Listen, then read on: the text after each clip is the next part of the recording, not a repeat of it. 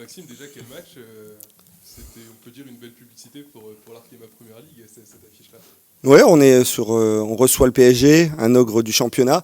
On tenait à cœur de faire un bon match, de terminer le dernier match à domicile sur une bonne note. Et je pense que si on devait noter ce match sur un 20, je mets un bon 16. Donc c'est très bien. Est-ce qu'à la fin, tu repars pas quand même un peu avec des regrets? On a l'impression qu'il y avait quand même la place de faire tomber cette équipe-là. Mm. Ouais, il y a de la place. En première, Chancel, c'est une contre-attaque de fou entre le dégagement de Lisa, un contrôle grand pont de Mika et une super passe dosée pour Chancel qui dribble la gardienne et la défenseur par terre et qui, au moment de reprendre ses appuis, elle glisse. Et puis ce but qui est refusé, Madame Elbourg siffle faute. Elle estime qu'il y a faute, mais ouais, il y avait de la place, mais on ne va pas cracher dans la soupe en disant que ce match nul, il est très très bon et c'était super devant nos supporters. Il y avait beaucoup de monde et même voir le sourire des supporters à 23 heures, c'est très, très positif.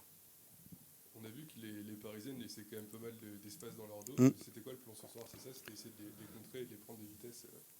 Ouais, le plan, c'était déjà d'arriver à contrer un peu la relance parisienne, d'essayer de fermer l'intérieur avec nos 4 joueuses à l'intérieur contre 3. Et puis après, miser sur la percussion, la vitesse de Chancel et Mika au départ. Et on l'a vu en première mi-temps, on a des super phases. Dès qu'on arrivait à récupérer, à trouver la joueuse libre au milieu de terrain, on arrivait à créer le déséquilibre chez elle. Et c'est ce qu'on a continué à faire en deuxième. On a reculé un peu plus, c'est normal. En face, on a une très belle équipe de Paris. Et voilà, c'était le plan de jeu, bien défendre, apporter les supériorités, et puis après jouer les coups à fond, et c'est ce qu'on a fait.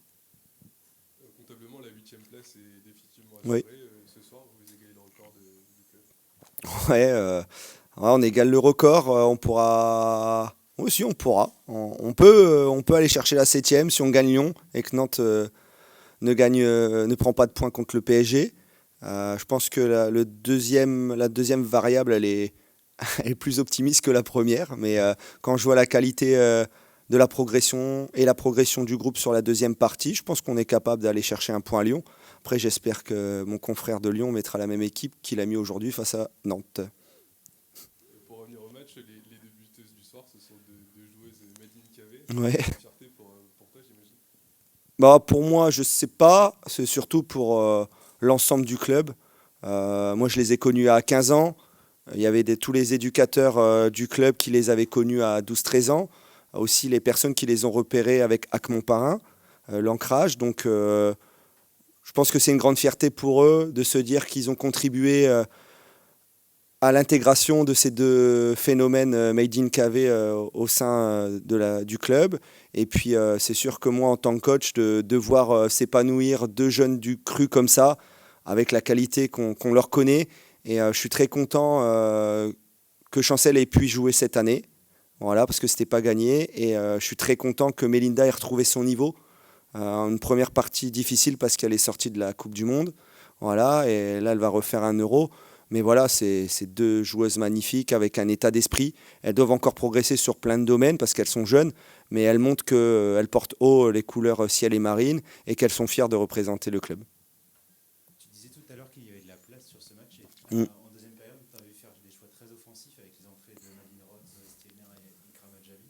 Est-ce qu'à ce moment-là, tu voulais vraiment chercher la victoire et pas te contenter du nul? Ouais, après, la compo de départ est osée avec Mika devant. On sait toutes les qualités qu'elle a dans la percussion. Après, c'est. Comment dire? On va dire que celles qui étaient un peu plus titulaires sur les dernières semaines ont commencé sur le banc. Et je pensais qu'elles allaient vraiment impacter. Après, les changements nous ont déséquilibré un peu parce que rentrer dans un match comme ça, c'est un peu difficile pour les joueuses avec le rythme. Et après, elles sont montées au fur et à mesure vers les 90 minutes mieux, Madeleine et Zoé.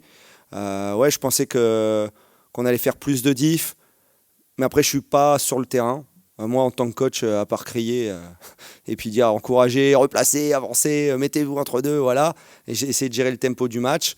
Après, je suis pas en tant que joueuse, donc elles ont aussi un rythme où elles sentent les choses comme ça. Et quand vous regardez les changements de Paris, ils font rentrer Albert, ils font rentrer Merveille, ils font rentrer Le Guy. À chaque fois qu'elles sortent une top joueuse, il faut encore rentrer une top joueuse. Donc à un moment donné, on a souffert, mais la mentalité qu'on a eue nous a permis d'accrocher ce point. Ouais.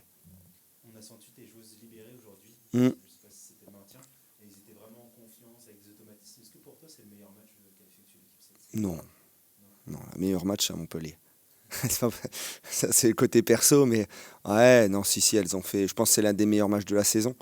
Et puis, comme je leur ai dit à la fin du match, faire 2-2 comme ça face au Paris Saint-Germain, ça montre toute la progression qu'on a eue individuelle.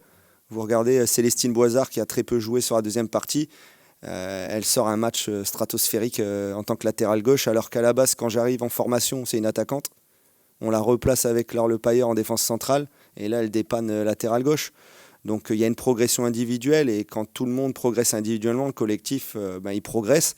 Et aujourd'hui, c'est un match exceptionnel parce qu'on n'a pas fait que défendre. On a réussi à placer des contres, on a réussi à utiliser le ballon dans la partie haute du terrain. Et on peut, en tant que coach, on peut que être fier de ce groupe et fier du parcours accompli, fier des objectifs remplis. Comme je leur ai dit, il y a aussi un objectif que j'aimerais remplir, c'est avoir la meilleure défense de toutes les années en première division. Voilà, il faut prendre moins de 6 buts à Lyon. C'est faisable, on n'a pris que 3 à l'aller.